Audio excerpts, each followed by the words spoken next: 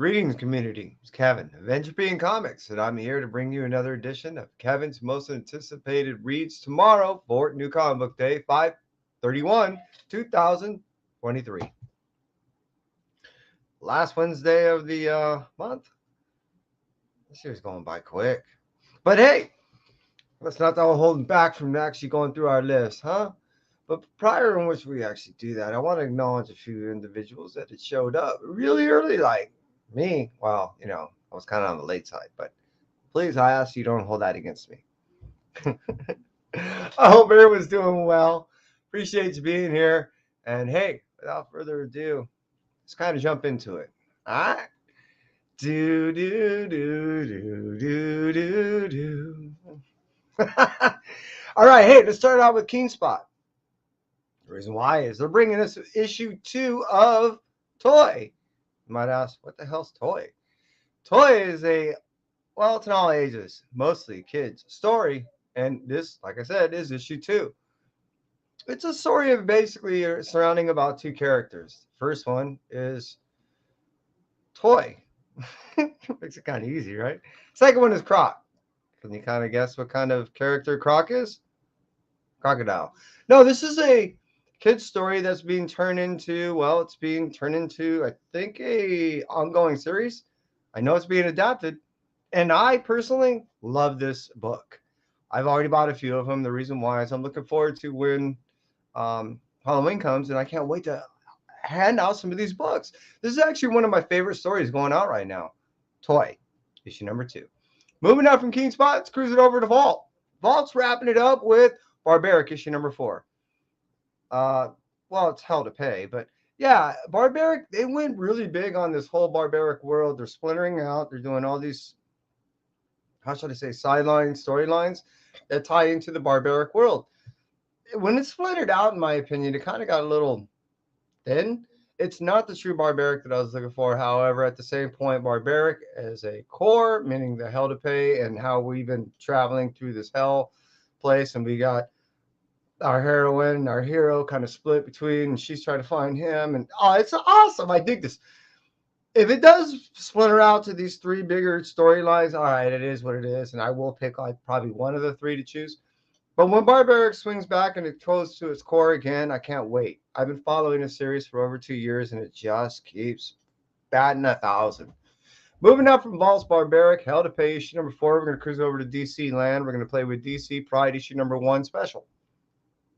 That's a mouthful. I got the foil variant because I like to, the art.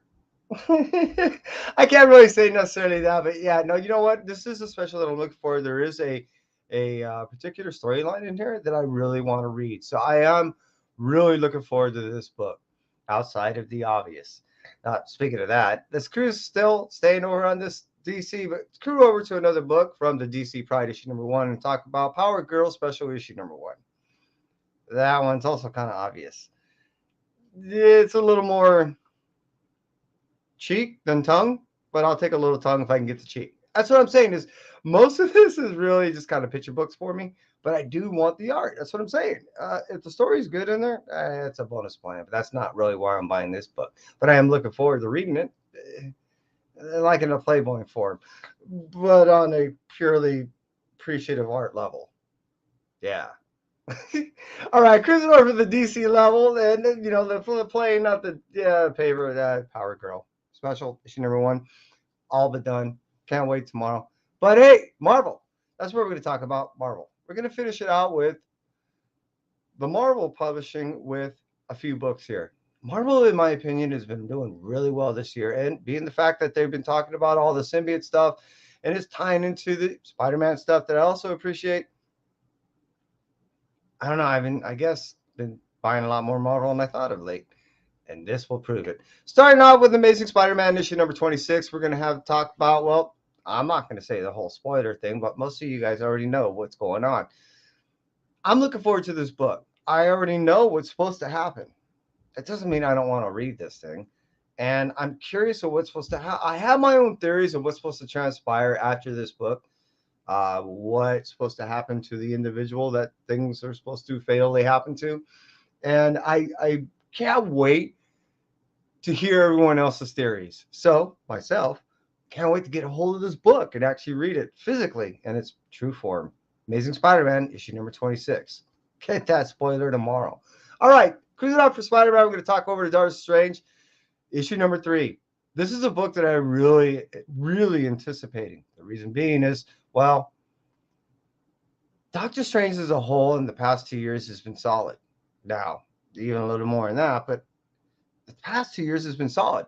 This series, in my opinion, has been really awesome. I don't know how Doctor Strange has escaped me in the past as being a book that I really could appreciate. Maybe I just had to level up my own mind and or appreciation for what it was. And I also think the whole Strange Academy brought me into the whole Strange Land. Kind of works.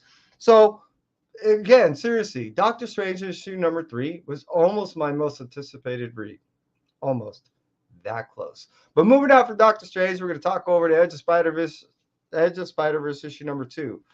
Well, Spinstress is going to go ahead and sing her way into some type of, I know, extravaganza. Something's supposed to happen significantly that's supposed to ripple through the whole Spider-Verse world through her singing. Let's see. All right, moving out from Edge of Spider-Verse issue number 2 and cruising over to Silver Surfer. Now, this Ghost-like Silver Surfer storyline has been really unique in my opinion. It stands alone. You don't have to know anything about a lot of the old, present Silver Surfer lore as much as you need to know some of that truly old lore. The cool thing is it's tying in some of the new stuff, and in my opinion, I think this is going to bring us a whole new version of both surfers, meaning I'm hoping we retain both. I don't know. I think in this next issue is going to tell us a lot more and what's going to end up transpiring. Please don't get rid of this new surfer. I'm digging him. Silver Surfer, Ghost Side issue number 4 of 5 coming out tomorrow. New comic book day, 5/31/2023. All right, I'm going to cruise over to second to the last, which is going to be Venom Lethal Protector issue number 3. In my opinion, this is true old school 90s Venom writing. We have an old school team. We got old school writing, characters, storylines, in my opinion, that tie into some of the things that were happening back in the early 90s and what is hopefully going to be happening down the road if we hopefully can keep going on these Venom Lethal Protectors. This is a volume of number 2 in the consideration of what we've been getting in the past few years. If they keep doing this every other year, it's freaking awesome. That's why it's really high on my most anticipated read of Venom Lethal Protector issue number 3. But however, what we're all here for is that, you guessed it, is a Blue Light special, which is Carnage issue number 13. This is part 3 of the whole Carnage Reign series, and now that we get Cletus just ripping apart everything, and he's separated as a entity from Carnage, they're going to be at some serious battle coming to some seriousness. Like this guy, this is going to be awesomeness.